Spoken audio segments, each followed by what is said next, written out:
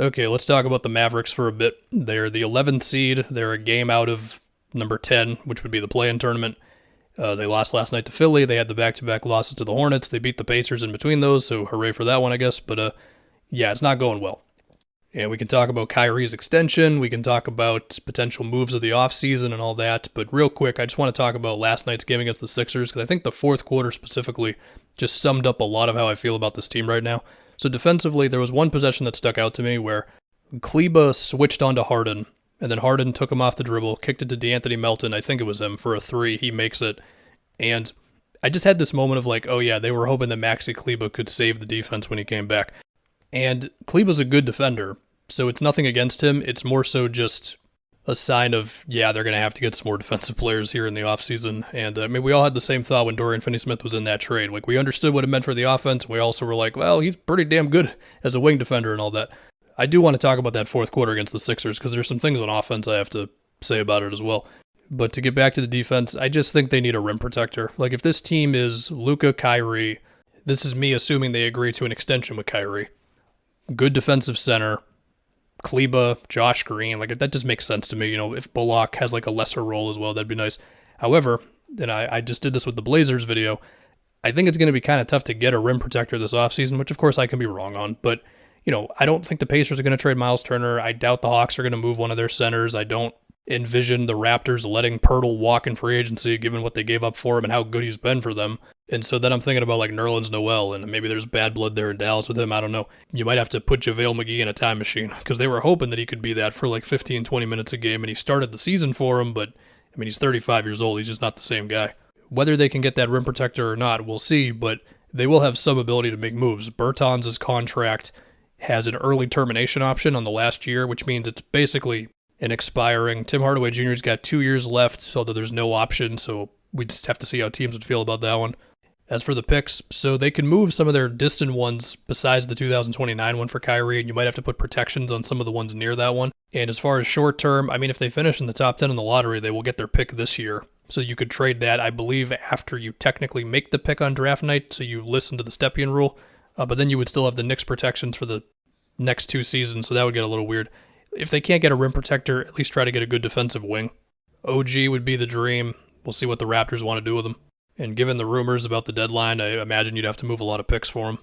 Anyway, I want to talk about the offense for a little bit, because I do think this is another thing with the rim protector. I think they also need a 5 who can just be a screen setter and dive to the rim and be a lob threat, an offensive rebound guy and all that stuff. And I know Christian Wood was the hope for that. And to be fair, he has been that at times. But as we know, he and Jason Kidd have just had their thing all year where Kidd just doesn't trust him enough to play him more than about 25 minutes a game on average. And defensively, Christian Wood is... he's not that great. And once again, if you could put JaVale McGee in a time machine to give you some of this, that would be nice. Dwight Powell plays hard, but he's Dwight Powell. But the reason I think they need just like a lob threat that Jason Kidd will play more minutes is because you look at that fourth quarter against the Sixers. They were like 3 for 12 from 3 in that quarter. And sure, if more of those threes go in, then I guess we're not talking about this because they win the game. And for the game overall, they shot like 37% from 3 or whatever, but they also shot nearly 50 threes. And I think that's because with the way this roster is put together right now, they don't have a lot of options besides catch and shoot threes around Kyrie and Luka.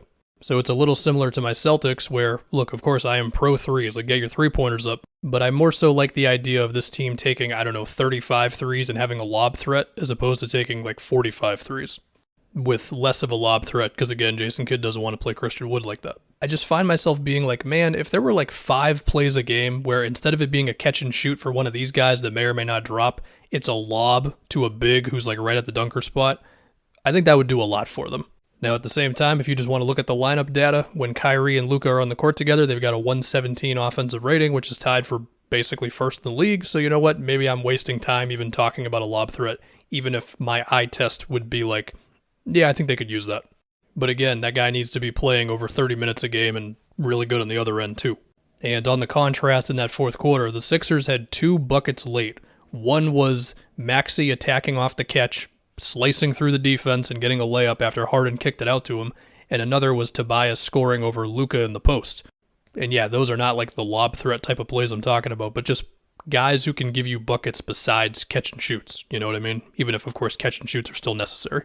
And for what it's worth, I think Josh Green can grow into like an attack off the catch, go for offensive rebounds, cut to the basket guy. I mean, he's been that through parts of the season, no doubt. And I think this happened also in like some of the recent Hornets games, like the one where Mark Williams played, where there were possessions where he was switching on to Luka, and then they would double Luka and put more pressure on the other guys. Yeah, Luka also had 40 in one of those games. So again, the talent with Kyrie and Luka is no doubt. Just to throw a stat at you, for the season, Dallas is like 4th least in the league in restricted area baskets per game. And to be fair, I don't think they have to be at like the top of the league in that, but being a little higher up would be nice. For what it's worth, Kyrie's shot attempts have been like a little lower than they normally are lately. I don't know if I should care about that. I'm not concerned about it, but whatever. Speaking of Kyrie, they're going to have to extend him this offseason, assuming they want to. I'm going to imagine they want to, and, I didn't spend a whole lot of this video really talking about Kyrie and Luka just because I feel like their talents and all that are a given. Sure, it's a little concerning to hear the stuff about Luka from like a week ago or whatever, saying that he hasn't been having as much fun on the court, but it's also been some off-the-court stuff with him. We hope Luka's doing all right there. Yes, he also should probably stop complaining to the refs as much as he does.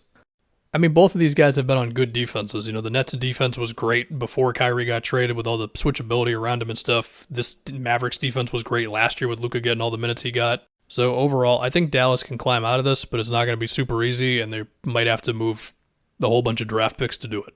And they currently do not have the ability to just trade any pick they want to, even if there's definitely some movable stuff there. And the last thing is Luka. He's got 4 years on his contract once the season is over, so they've got some time. It's not an unlimited amount of time, but there's still some time here.